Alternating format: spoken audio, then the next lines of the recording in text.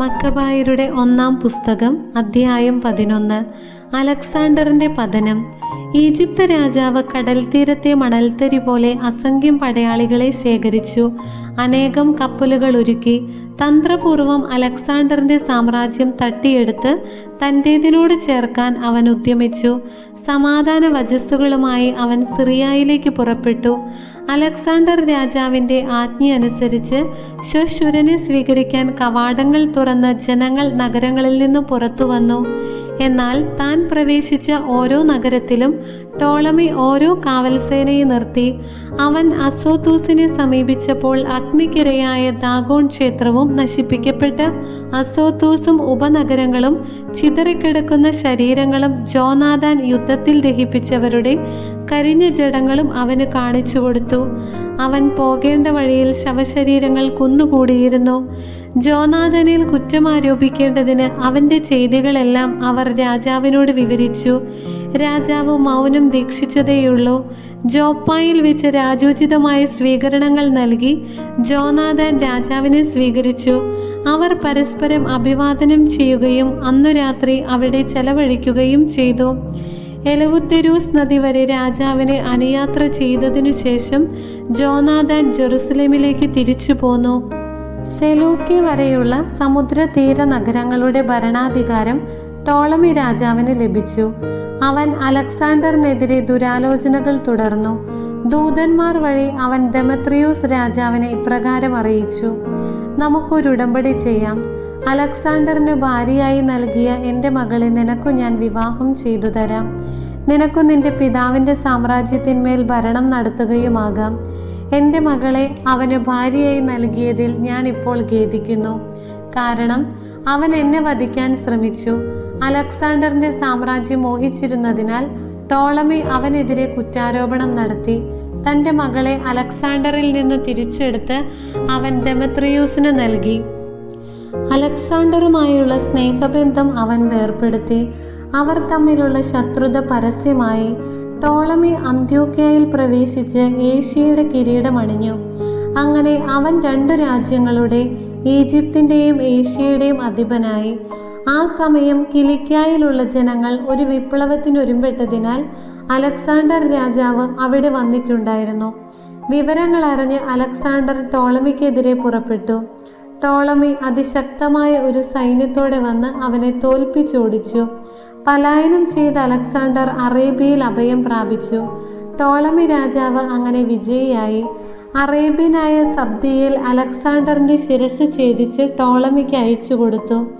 എന്നാൽ 3 ദിവസങ്ങൾക്കു ശേഷം ടോളമി രാജാവ് മരണമടഞ്ഞു. കോട്ടകളിലുണ്ടായിരുന്ന അവൻ്റെ സേന മുഴുവൻ തദ്ദേശവാസികളാൽ കൊല്ലപ്പെട്ടു. അങ്ങനെ 167-ാം ആണ്ടിൽ ദമത്രിയൂസ് രാജാവായി. ജോനാഥാനും ദമത്രിയൂസും തമ്മിൽ സഖ്യം. ജെറുസലേമിലുള്ള കോട്ട പിടിച്ചടക്കുന്നതിനു വേണ്ടി യൂദയായിലുള്ള ജനങ്ങളെ മുഴുവൻ ജോനാഥാൻ വിളിച്ചുകൂട്ടി.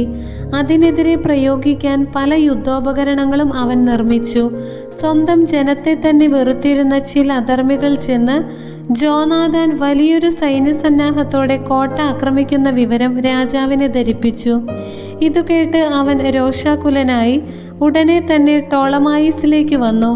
ദുർഗാക്രമണം തുടരരുതെന്നും സംഭാഷണത്തിനായി എത്രയും വേഗം ടോളമായിസിൽ വന്ന് തന്നെ കാണണമെന്നും ജോനാഥാൻ എഴുതി. ഇതറിഞ്ഞപ്പോൾ ദുർഗാക്രമണം തുടരാനാണ് ജോനാഥാൻ ആജ്ഞാപിച്ചത്.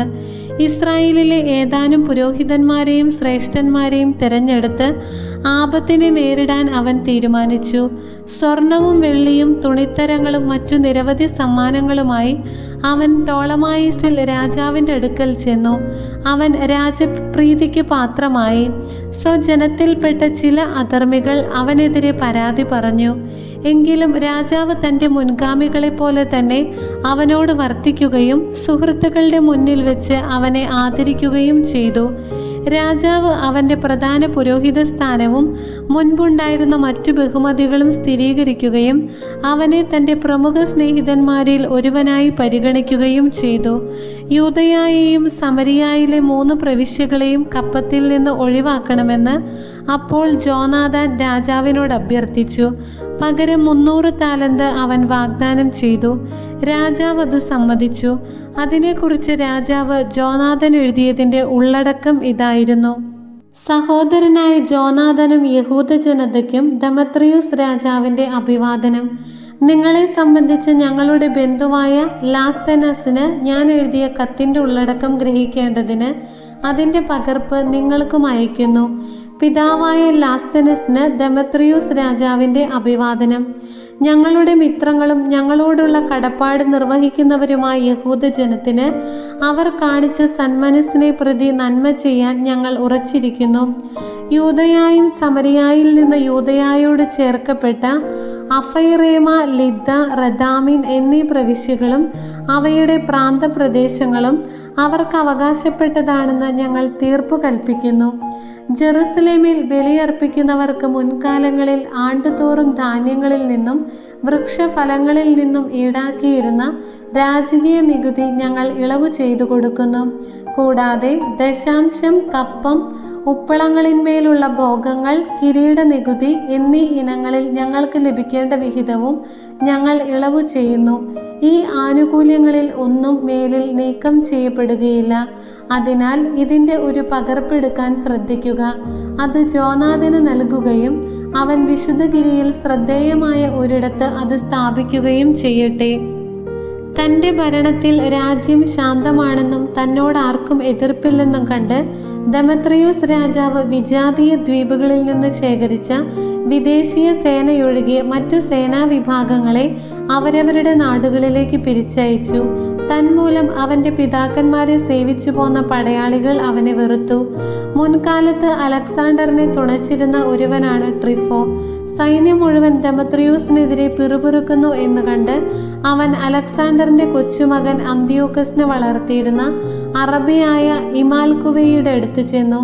പിതാവിന്റെ സ്ഥാനത്ത് രാജാവാകേണ്ടതിന് അന്തിയോക്കസിനെ വിട്ടുതരണമെന്ന് ട്രിഫോ നിർബന്ധിച്ചു.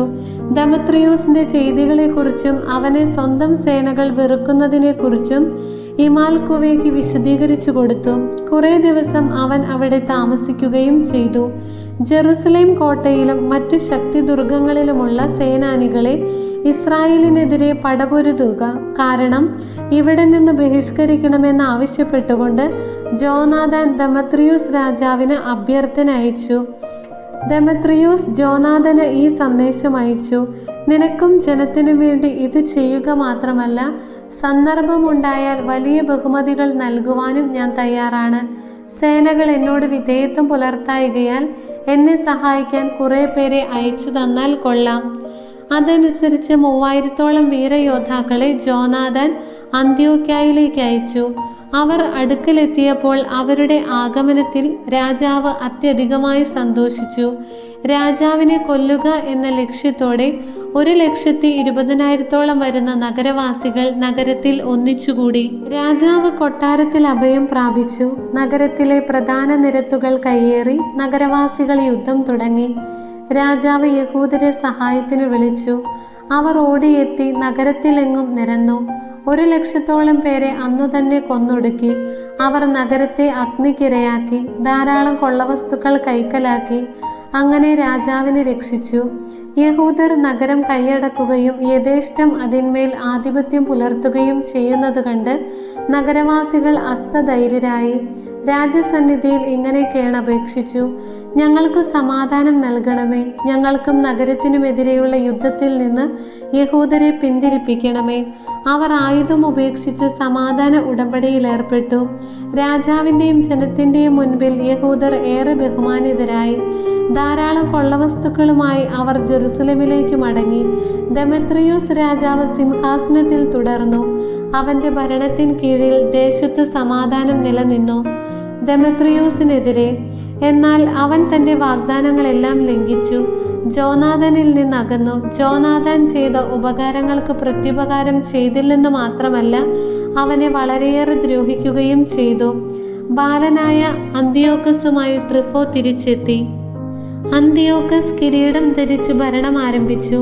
ദമത്രിയൂസ് പിരിച്ചുവിട്ട സേനകൾ അവൻ്റെ പക്ഷം ചേർന്നു. ദമത്രിയൂസിനെതിരെ പൊരുതി. ദമത്രിയൂസ് പരാജിതനായി പലായനം ചെയ്തു. ട്രിഫോ ആനകളെ കൈവശപ്പെടുത്തുകയും അന്ത്യോക്യ തൻ്റെ നിയന്ത്രണത്തിലാക്കുകയും ചെയ്തു. യുവരാജാവായ അന്ത്യോക്കസ് ജോനാഥന് ഈ വിധം എഴുതി: പ്രധാന പുരോഹിതനായി ഞാൻ നിന്നെ സ്ഥിരീകരിക്കുകയും 4 പ്രവിശ്യകളുടെ ആധിപത്യം ഏൽപ്പിക്കുകയും രാജമിത്രങ്ങളിൽ ഒരാളായി നിന്നെ പരിഗണിക്കുകയും ചെയ്യുന്നു. രാജാവ് അവനൊരു സ്വർണ്ണത്തളികയും മറ്റു ഭോജനോപകരണങ്ങളും കൊടുത്തയച്ചു. സുവർണ ചഷകങ്ങളിൽ നിന്ന് പാനം ചെയ്യാനും രാജവസ്ത്രവും സ്വർണ്ണക്കൊളുത്തും ധരിക്കാനുമുള്ള അവകാശവും നൽകി. ജോനാഥന്റെ സഹോദരനായ ശിമയോനെ ടൈറിലെ ലാദർ മുതൽ ഈജിപ്തിന്റെ അതിർത്തികൾ വരെയുള്ള പ്രദേശങ്ങളുടെ അധിപനാക്കുകയും ചെയ്തു. ജോനാഥൻ പുറപ്പെട്ട് നദിക്കക്കരെയുള്ള ദേശത്തും നഗരങ്ങളിലും സഞ്ചരിച്ചു. സിറിയ സൈന്യം അവനോട് സഖ്യം ചേർന്നു. അസ്കലോണിലെത്തിയപ്പോൾ നഗരവാസികൾ അവനെ സ്വീകരിക്കുകയും ആദരങ്ങൾ അർപ്പിക്കുകയും ചെയ്തു. അവിടെ നിന്ന് അവൻ ഗാസായിലേക്ക് പോയി. എന്നാൽ ഗാസ നിവാസികൾ അവനെതിരെ നഗരകവാടങ്ങൾ അടച്ചുകളഞ്ഞു. അതിനാൽ അവൻ നഗരം വളയുകയും സമീപ പ്രദേശങ്ങൾ അഗ്നിക്കിരയാക്കുകയും കൊള്ളയടിക്കുകയും ചെയ്തു. ഗാസ നിവാസികൾ ജോനാഥനോട് കേണപേക്ഷിക്കുകയും അവൻ അവരുമായി സമാധാന ഉടമ്പടി സ്ഥാപിക്കുകയും ചെയ്തു. അവരുടെ ഭരണാധിപന്മാരുടെ മക്കളെ ജാമ്യ തടവുകാരായി പിടിച്ച് അവൻ ജെറുസലേമിലേക്ക് അയച്ചു. ദമാസ്കസ് വരെ അവൻ രാജ്യത്തുടനീളം സഞ്ചരിച്ചു. തന്റെ അധികാരത്തിൽ നിന്ന് തുരത്താൻ ഉദ്ദേശിച്ചുകൊണ്ട് വലിയൊരു സൈന്യവുമായി ദെമത്രിയൂസിന്റെ സേനകൾ ഗലീലയിലെ കാദേശിലെത്തിയിട്ടുണ്ടെന്ന് ജോനാഥൻ കേട്ടു. സഹോദരനായി ശിമയോനെ നാട്ടിൽ തന്നെ നിർത്തിയിട്ട് അവരെ നേരിടുന്നതിനായി അവൻ പുറപ്പെട്ടു. ശിമയോൻ ബേത്സൂറിനു മുൻപിൽ പാളയമടിക്കുകയും അനേക ദിവസം അതിനെതിരെ പടപൊരുതുകയും ഉപരോധം ഏർപ്പെടുത്തുകയും ചെയ്തു. അവർ അപ്പോൾ സമാധാന ഉടമ്പടികൾക്കായി അപേക്ഷിക്കുകയും അവൻ അതിനു സമ്മതിക്കുകയും ചെയ്തു. അവൻ അവിടെ നിന്ന് അവരെ പുറത്താക്കി നഗരം കൈവശപ്പെടുത്തുകയും ഒരു കാവൽ സൈന്യത്തെ അവിടെ ഏർപ്പെടുത്തുകയും ചെയ്തു. ഗനസരത്ത് തടാകത്തിനരികെ ജോനാഥനും സേനയും പാളയമടിച്ചു. അതിരാവിലെ തന്നെ അവർ ഹാസോർ സമതലത്തിലേക്ക് തിരിച്ചു. അവിടെ വെച്ച് വിദേശീയ സൈന്യം അവനുമായി ഏറ്റുമുട്ടി. അവനെതിരെ മലകളിൽ അവർ കെണിയൊരുക്കിയിരുന്നു. അവർ അവനെ മുഖത്തോട് മുഖം എതിർത്തു. അപ്പോൾ പതിയിരുന്നവർ ഒളിസ്ഥലങ്ങളിൽ നിന്ന് വന്ന് യുദ്ധത്തിൽ ചേർന്നു.